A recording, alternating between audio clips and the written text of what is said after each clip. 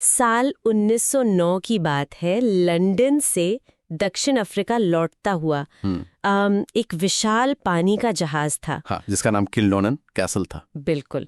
तो उस जहाज के एक छोटे से कैबिन में एक व्यक्ति लगातार कुछ लिख रहा था।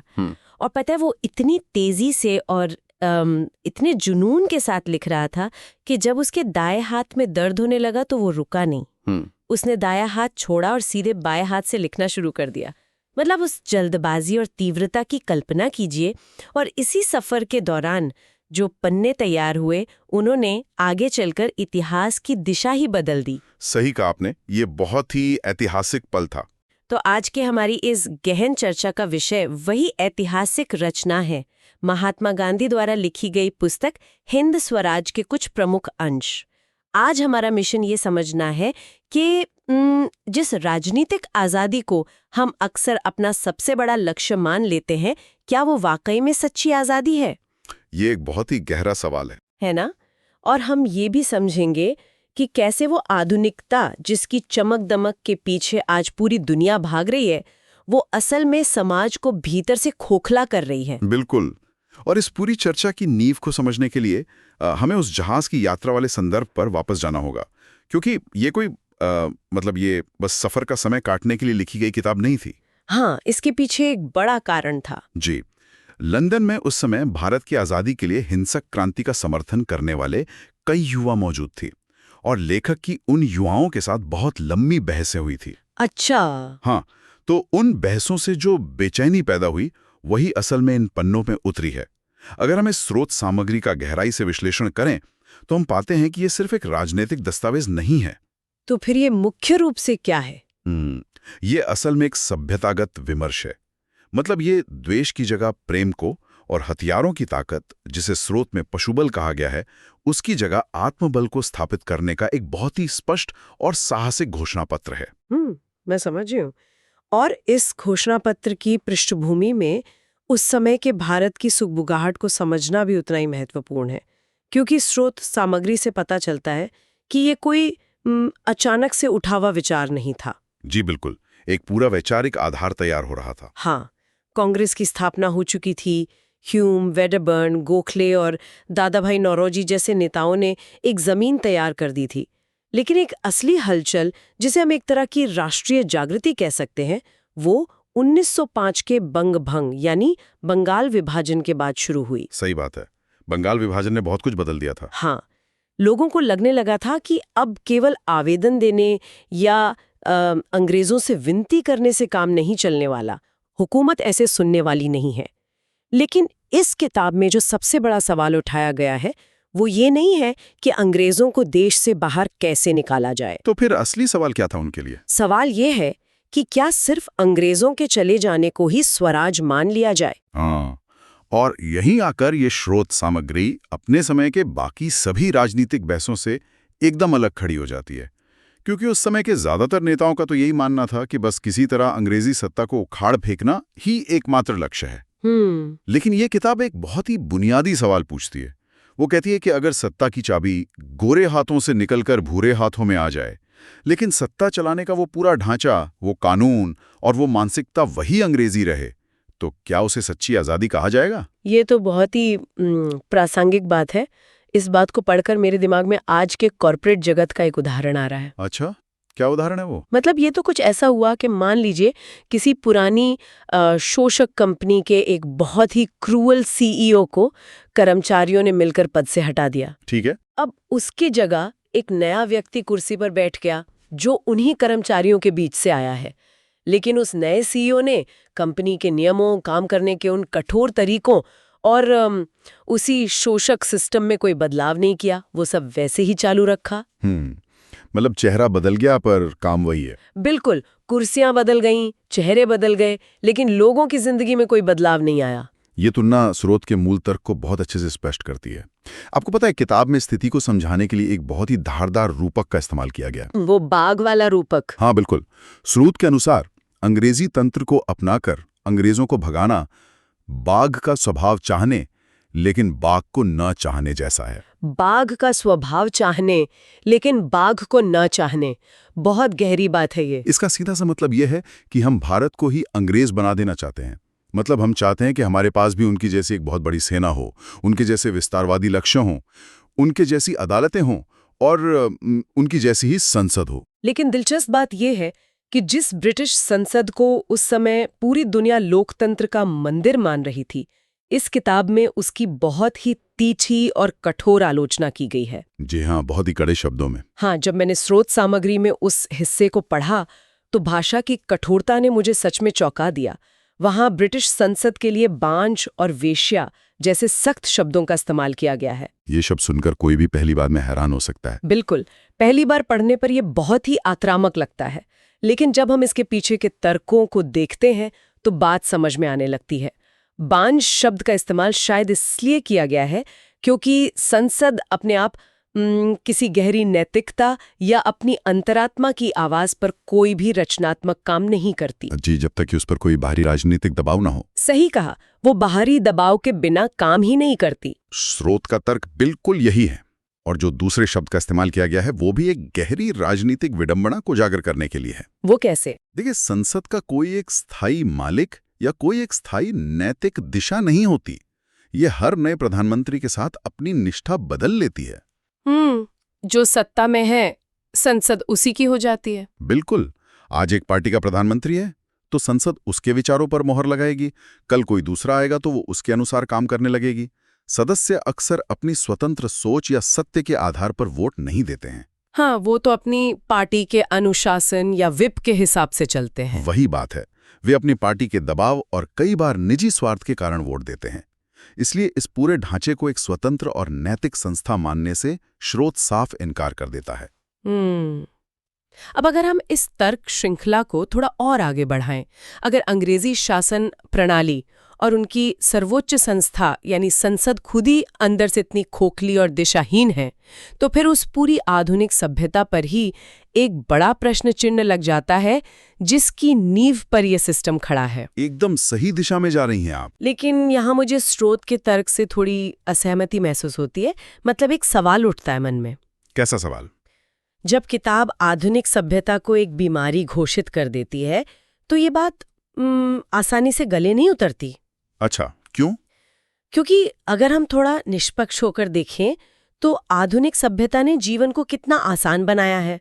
हमें बेहतरीन घर मिले हैं, यातायात के बहुत तेज साधन मिले हैं, सुख सुविधाओं की मशीनें मिली हैं और सबसे बढ़कर मेडिकल साइंस ने इंसानी उम्र को कितना बढ़ा दिया है।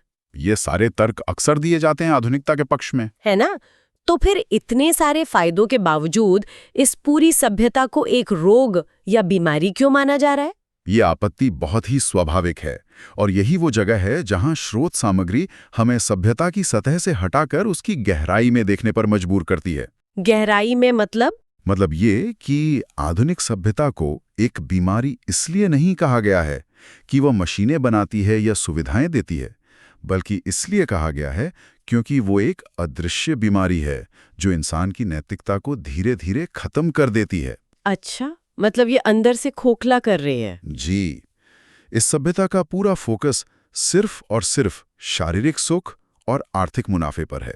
ये इंसानों को ये सोचने पर मजबूर करती है कि बस पैसा कमाना और सुख सुविधाएं जुटाना ही जीवन का अंतिम लक्ष्य है। तो क्या स्रोत ये कह रहा है कि जो प्रगति हमें बाहर से दिख रही है वो असल में हमारे आंतरिक पतन की कीमत पर आ रही है? बिल्कुल, 100% यही बात है। और इस विचार को स्रोत में कारखानों के उदाहरण से बहुत गहराई से समझाया गया है। कारखानों का उदाहरण? हाँ, देखिए, आधुनिकता ये दावा करती है कि मशीनों ने इंसान की ताकत बढ़ा दी है। एक व्यक्ति अब मशीन की मदद से हजारों की जमीन जोत सकता है या सैकड़ों कपड़े सिल सकता है। हाँ, उत्पादन तो बढ़ा है। उत्पादन बढ़ा है, लेकिन इसका असली परिणाम क्या हुआ? उन कारखानों में काम करने वाले हजारों मजदूरों की हालत जानवरों से भी बदतर हो गई। वे खतरनाक परिस्थितियों में नाम मात्र की मजदूरी पर अपनी जान जोखिम में डालते हैं, सिर्फ इसलिए ताकि कारखाने का मालिक और अधिक अमीर हो सके। सही कहा। ये सभ्यता एक जहरीले पेड़ के समान है जिसकी जड़ में ही अनीति और लालच है। ये इंसान को उसके धर्म, उसकी आत्मा और उसकी मानवता से बहुत दूर ले जा रही है। बाप रे, ये नजरिया सचमुच हमारे सोचने के तरीके को एकदम पलट देता है। ये प्रगति के उस चमकदार आवरण को हटाकर उसके पीछे छिपे असली शोषण को सामने लाता है। जी बिल्कुल। लेकिन इस पूरी चर्चा से मेरे मन में एक बहुत ही बड़ा ऐतिहासिक सवाल खड़ा हो रहा है। पूछिए। अगर यह आधुनिक सभ्यता इतनी ही विनाशकारी, खोखली और लालची है, तो फिर भारत जैसा एक विशाल और प्राचीन देश इसके जाल में फंसा कैसे? ये एक बहुत ही महत्वपूर्ण बिंदु है इस किताब का। मतलब मुट्ठी भर अंग्रेज हजारों मील दूर से आए और उन्होंने इतने बड़े उपमहाद्वीप पर कब्जा कैसे कर लिया? जब मैंने स्रोत सामग्री में इसके कारणों को खोजना शुरू किया तो मुझे एक ऐसा तथ्य मिला जो हमारे आम ऐतिहासिक विश्वासों को पूरी तरह से झुठला देता है। हाँ, ये स्रोत के सबसे विचारणीय और विवादास्पद हिस्सों में से एक है। किताब बहुत ही स्पष्ट शब्दों में कहती है कि अंग्रेजों ने भारत को हमसे कभी छीना ही नहीं था। सही बात है। ये कोई सैन्य विजय नहीं थी, बल्कि भारतीयों ने खुद अपने व्यापारिक लालच और आपसी फूट के कारण उन्हें ये देश सौंप दिया था। मतलब अंग्रेज तो यहाँ सिर्फ व्यापार करने आए थे ना? जी, ईस्ट इंडिया कंपनी व्यापारी तो करने आई थी। हाँ, लेकिन हमारे अपने व्यापारियों ने थोड़े से मुनाफे के लिए उनका माल बेचना शुरू किया। हमारे अपने राजाओं ने अपनी आपसी दुश्मनी निकालने के लिए ब्रिटिश कंपनी की सैन्य मदद ली। हमने खुद उनके पांव यहाँ जमने दिए। उन्होंने हमें तलवार के जोर पे नहीं, बल्कि हमारे ही लालच के बल पर गुलाम बनाया। भारत की गुलामी का ये विश्लेषण ये साबित करता है कि हमारी असली हार युद्ध के मैदान में नहीं, बल्कि नैतिकता के स्तर पर हुई थी।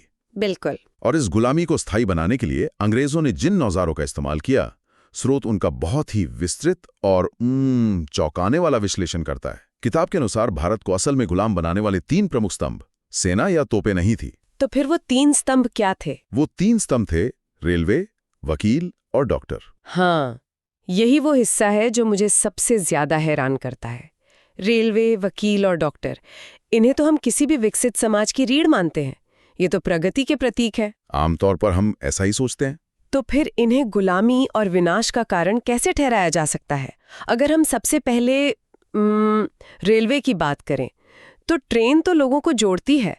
फिर स्रोत ये क्यों कहता है कि रेलवे ने अकालों और बीमारियों को बढ़ाया है? इसके पीछे एक बहुत ही तार्किक कारण दिया गया है किताब में। मेरे दिमाग में ये बात ऐसे आ रही है कि शायद रेलगाड़ियों ने अनाज के व्यापार को पूरी तरह से कमर्शियलाइज कर दिया। मतलब जिस अनाज को गांव वाले अपने बुरे वक्त के लिए जमा करके रखते थे, उसे व्यापारी ट्रेनों में भरकर बंदरगाहों तक और वहां से विदेशों तक ले जाने लगे। बिल्कुल सही। जिससे जब भी सूखा पड़ा तो गांव के पास अपना कोई भंडार नहीं बचा और लाखों लोग भूखमरी का शिकार हो गए। क्या स्रोत का तर्क इसी आर्थिक शोषण की ओर इशारा कर रहा है? विश्लेषण का ये बिंदु एकदम सटीक है। रेलवे ने केवल लोगों को नहीं बल्कि हमारे संसाधनों को बहुत तेजी से बाहर निकालने का काम किया। लेकिन स्रोत का तर्क केवल आर्थिक शोषण तक सीमित नहीं है। अच्छा, और क्या नुकसान बताया गया है? यह इसके सामाजिक और आध्यात्मिक नुकसान की भी गहराई से पड़ताल करता है। किताब में पवित्र तीर्थ स्थानों का एक बहुत ही दिलचस्प उदाहरण दिया गया है। तीर्थ स्थानों का रेलवे से क्या संबंध है? देखिए, पहले के समय में तीर्थ यात्रा करना बहुत तपस्या और कठिनाई का काम होता था। लोग पैदल या बैलगाड़ियों में महीनों का सफर तय करते थे। ये शारीरिक कष्ट उनके समर्पण और उनकी आध्यात्मिक शुद्धता को दर्शाता था। हाँ, वो सिर्फ घूमने नहीं जाते थे, वो एक साधना होती थी। बिल्कुल। लेकिन रेलवे ने उस प्राकृतिक दूरी और उस कठिनाई को खत्म कर दिया। अब रेलवे के कारण बुरे लोग, ठग और लालची लोग भी आसानी से और कुछ ही घंटों में उन पवित्र स्थानों तक पहुंच जाते हैं। ये तो सोचने वाली बात है। इससे उन स्थानों की पवित्रता भंग हुई है और वे भ्रष्टाचार के नए केंद्र बन गए हैं, ऐसा स्रोत का मानना है। ये एक बहुत ही अनोखा दृष्टिकोण है। मतलब रेलवे ने उस भौगोलिक सुरक्षा कवच को तोड़ दिया जो पहले बुराई को तेजी से फैलने से रोकता था। जी। बुराई की गति अच्छाई से हमेशा तेज होती है और ट्रेनों ने उस बुराई को पूरे देश में फैलने के लिए एक तरह का एक्सप्रेसवे दे दिया। बहुत सही तुलना की आपने। और वकीलों के बारे में स्रोत का क्या तर्क है? कानूनी व्यवस्था तो न्याय देने के लिए होती है ना? स्रोत इस धारणा को पूरी तरह से नकारता है कि वकील न्याय दिलाते हैं। सच में? क्यों? किताब का तर्क यह है कि वकील समाज में झगड़े सुलझाने के बजाय उन्हें बढ़ाते हैं। अगर हम पुरानी व्यवस्था को देखें तो जब 2 लोगों के बीच कोई विवाद होता था तो वे खुद या गांव के पंचों के सामने बैठकर उसे सुलझा लेते थे। हाँ, पंचायतें होती थी। उनमें इतना नैतिक साहस होता था कि वे अपनी गलती मान सकें या आमने सामने बैठकर बात कर सकें। लेकिन अदालतों और वकीलों के आने से लोग कायर बन गए हैं। वे अपना हर छोटा मोटा झगड़ा किसी तीसरे व्यक्ति के पास ले जाते हैं। और वकील उन झगड़ों को लंबा खींचते हैं, है ना? बिल्कुल, क्योंकि उसी में उनका आर्थिक फायदा है। स्रोत यहाँ तक दावा करता है कि अंग्रेजी राज की मुख्य चाबी ही ये अदालतें हैं। ये कैसे? अगर समाज में वकील ना हो और लोग अदालतें जाना छोड़ दें तो अंग्रेजी राज की नींव अपने आप ढह जाएगी, क्योंकि वो अदालतों के जरिए ही तो हम पर नियंत्रण रख रहे थे। ये बात सच में सोचने पर मजबूर करती है कि कैसे एक बाहरी न्याय प्रणाली ने लोगों के आपसी विश्वास और उनके खुद के फैसले लेने की क्षमता को खत्म कर दिया। बिल्कुल। और अब आते हैं तीसरे स्तंभ पर डॉक्टर। जब मैंने स्रोत में ये हिस्सा पढ़ा तो मुझे वो बीमारी और गोली वाला उदाहरण बहुत ही प्रभावशाली लगा। हाँ, वो उदाहरण इस विचार का मूल है। मतलब मान लीजिए एक व्यक्ति है जो अपने स्वाद के लालच में बहुत ज्यादा खाना खाता है। अब प्रकृति का नियम है कि वो बीमार पड़ेगा। बीमारी उसके शरीर को ये बताने का तरीका है कि उसने कुछ गलत किया है। सही बात है, वो एक चेतावनी है। अब वो इंसान डॉक्टर के पास जाता है। डॉक्टर उसे एक गोली देता है। वो व्यक्ति ठीक हो जाता है और ठीक होते ही वो फिर से स्वाद के लालच में जरूरत से ज्यादा खाने लगता है। उसने कुछ नहीं सीखा। वही तो, उस गोली ने असल में बीमारी का इलाज नहीं किया, बल्कि उसने उस व्यक्ति को संयम सीखने से रोक दिया। ये उदाहरण आधुनिक चिकित्सा के पीछे छिपे नैतिक संकट को बहुत ही स्पष्ट तरीके से सामने लाता है। आप देखिए इस प्रक्रिया में हुआ क्या हुआ? डॉक्टर ने उस व्यक्ति को उसके अपने पाप या अपनी गलती का प्राकृतिक परिणाम भुगतने से बचा लिया। अगर वो डॉक्टर या वो गोली नहीं होती तो उस व्यक्ति को अपनी बीमारी की पीड़ा सहनी पड़ती। हाँ, और शायद फिर वो आगे से ज्यादा खाने से डरता। बिल्कुल, वो पीड़ा उसे भविष्य में अपनी इंद्रियों पर नियंत्रण रखना सिखाती। उसका मन और उसका चरित्र मजबूत होता। लेकिन चिकित्सा व्यवस्था ने उस पीड़ा को हटाकर उसके मन को कमजोर और लालची बना दिया। मतलब शरीर तो बच गया लेकिन चरित्र गिर गया। जी, स्रोत कहता है कि अस्पताल लोगों को शरीर को बचाना तो सिखाते हैं, लेकिन नैतिकता और आत्मनियंत्रण को पूरी तरह से नजरअंदाज कर देते हैं। यानी ये सभी आधुनिक पेशे असल में इंसान को उसकी जिम्मेदारियों से भगा रहे हैं और समाज को भीतर से खोखला कर रहे हैं। और मुझे लगता है कि जब समाज इस तरह से कमजोर होता है तो वो आपस में बंटने भी लगता है। ये बहुत ही सटीक बात कही आपने। स्रोत में हिंदू मुस्लिम एकता के संदर्भ में भी इन पेशों की आलोचना की गई है और ये बताया गया है कि कैसे तीसरे पक्ष के हस्तक्षेप ने इस एकता को तोड़ा है। स्रोत इस बात पर बहुत जोर देता है कि भारत में अलग अलग धर्मों का होना कोई समस्या नहीं है, क्योंकि सभी एक ही मिट्टी के बने हैं। समस्या तब आती है जब हम अपने विवादों को सुलझाने के लिए तीसरे पक्ष यानी अंग्रेजों या उनकी अदालतों के पास जाते हैं। तो फिर एकता का असली अर्थ क्या है किताब के अनुसार? एकता का अर्थ यह नहीं है कि दोनों समुदाय अपनी पहचान मिटाकर एक जैसे हो जाएं। एकता का असली अर्थ है एक दूसरे के धर्म में दखल न देना और सहिष्णुता रखना। यहाँ किताब में गोरक्षा का एक बहुत ही संवेदनशील और महत्वपूर्ण उदाहरण दिया गया है। हाँ, ये हिस्सा मुझे भी बहुत गहराई से छू गया। आमतौर पर हम देखते हैं कि गोरक्षा का मतलब टकराव से जोड़ा जाता है, लेकिन स्रोत का नजरिया बिल्कुल अलग है। एकदम अलग है। किताब का स्पष्ट तर्क है कि गोरक्षा का असली उपाय किसी मुसलमान भाई से लड़ना, उसे मजबूर करना या उसकी हत्या करना नहीं है। तो फिर क्या उपाय है? इसका उपाय है उसे प्रेम से समझाना, और अगर वो ना माने तो गाय की रक्षा के लिए खुद की जान दे देना, न कि दूसरे की जान देना। खुद की जान दे देना। जी, स्रोत के अनुसार अहिंसा का सबसे उच्चतम रूप यही है। अगर हम किसी जानवर की जान बचाने के लिए एक इंसान की जान लेते हैं तो ये धर्म नहीं बल्कि अधर्म है। और जब हम अदालतों में जाते हैं इन मामलों को लेकर, जब हम इन मामलों में अंग्रेजों के पास फरियाद लेकर जाते हैं तो हम अपनी आंतरिक कायरता और अपनी सभ्यता की कमजोरी को ही प्रदर्शित करते हैं। तो अगर हम इस पूरे चित्र को एक साथ देखें, रेलवे हमारी आत्मनिर्भरता और पवित्रता को नष्ट कर रही हैं, अदालतें हमें कायर और लड़ाकू बना रही हैं, आधुनिक दवाएं हमारे आत्मनियंत्रण को खत्म कर रही हैं और मशीनें हमें शोषक बना रही हैं। जी, स्रोत का यही पूरा मूल्यांकन है। तो अगर ये सब कुछ एक बीमारी है तो फिर भारत के लिए सच्ची सभ्यता का स्वरूप क्या है? और वो स्वराज जो इस किताब का मुख्य विषय है, वो वास्तव में हासिल कैसे होगा? स्रोत के अनुसार सच्ची सभ्यता की परिभाषा मशीनों की संख्या या जीवन की गति में बिल्कुल नहीं है। सच्ची सभ्यता वो आचरण है जो इंसान को अपना फर्ज अदा करना सिखाता है। फर्ज अदा करना? और फर्ज अदा करने का सीधा सा मतलब है नैतिकता का पालन करना और अपने चंचल मन तथा अपनी इंद्रियों पर पूरी तरह से काबू रखना। मतलब ये लड़ाई बाहर की दुनिया से ज्यादा अपने खुद के मन से है? बिल्कुल। किताब कहती है कि मन एक बेचैन पक्षी की तरह है। इसे जितना मिलता है ये उतना ही और मांगता है। हाँ, और फिर भी असंतुष्ट ही रहता है। सही कहा, इच्छाओं का कोई अंत नहीं है। इसीलिए हमारे प्राचीन पूर्वजों ने जानबूझकर अपनी इच्छाओं और अपनी जरूरतों की एक सीमा तय की थी।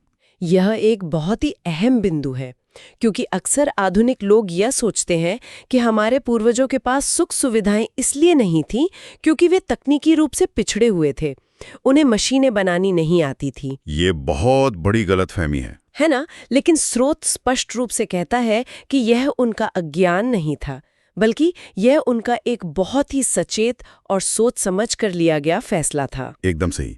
हमारे पूर्वज ये बहुत अच्छी तरह जानते थे कि अगर हम मशीनों और भौतिक सुखों के पीछे भागेंगे तो हम उन्हीं के गुलाम बन जाएंगे और अपनी नैतिक शक्ति खो बैठेंगे। बिल्कुल। वे जानते थे कि सच्ची खुशी और असली स्वास्थ्य शारीरिक श्रम करने में, अपने हाथ पैरों का इस्तेमाल करने में है।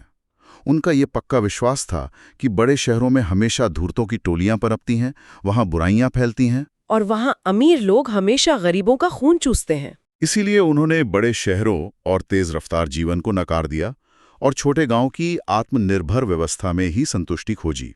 स्रोत इस प्राचीन भारतीय सभ्यता को दुनिया की सबसे बेहतरीन सभ्यता मानता है।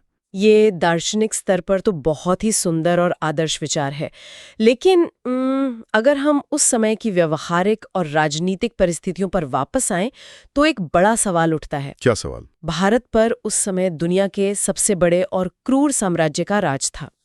उस साम्राज्य को हटाने के लिए क्या केवल अच्छे विचार और गांव में रहना काफी था? इतिहास तो यही बताता है कि सत्ता हथियारों की भाषा ही समझती है।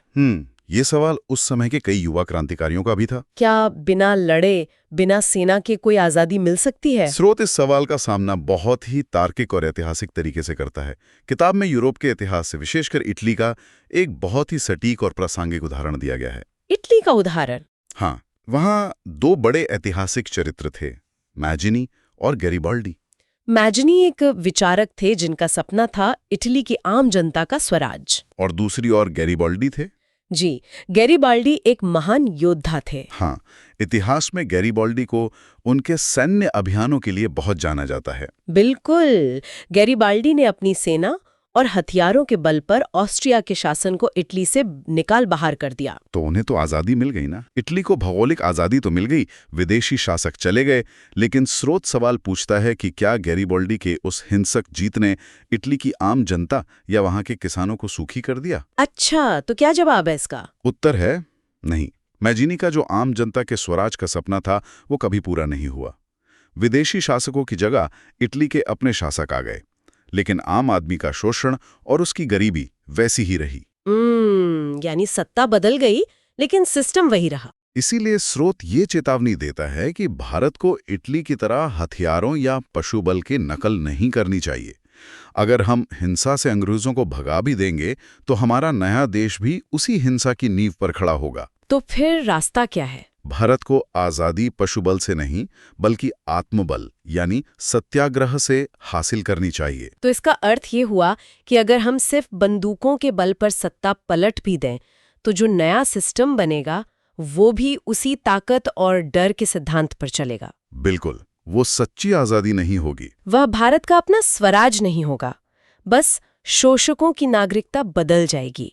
आत्मबल का रास्ता ही एकमात्र ऐसा रास्ता है जो सत्ता परिवर्तन के साथ साथ समाज का वैचारिक और नैतिक परिवर्तन भी कर सकता है। आपने पूरी चर्चा का सार बहुत अच्छे से पकड़ लिया है। अगर हम आज की इस पूरी गहन चर्चा के पन्नों को समेटने की कोशिश करें तो सबसे बड़ा और सबसे गहरा सबक ये निकल कर आता है कि असली आज़ादी सिर्फ किसी संसद की कुर्सियों पर बैठ जाना या अपना झंडा फहरा लेना नहीं है। जी, असली स्वराज का मतलब है अपनी असीमित इच्छाओं पर नियंत्रण करना, अपनी सांस्कृतिक जड़ों से जुड़े रहना और अपनी नैतिकता को न खोना।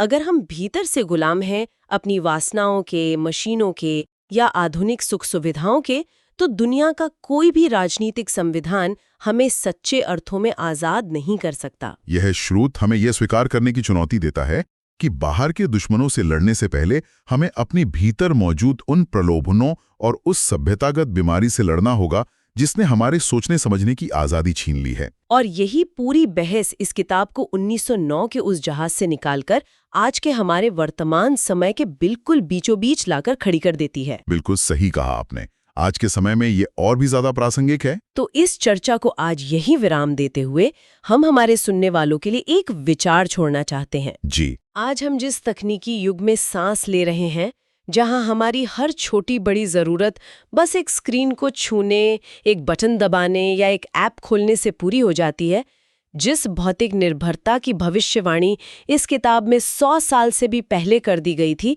उस दौर में विचार करने वाली बात यह है कि क्या हम तकनीकी प्रगति के साथ वास्तव में पहले से अधिक स्वतंत्र और आत्मनिर्भर हुए हैं? या फिर कुछ और ही हुआ है? हाँ, या फिर हम उन गैजेट्स, उन ऐप्स और उन सुख सुविधाओं के अब तक के सबसे बड़े गुलाम बन चुके हैं। सोचिएगा जरूर।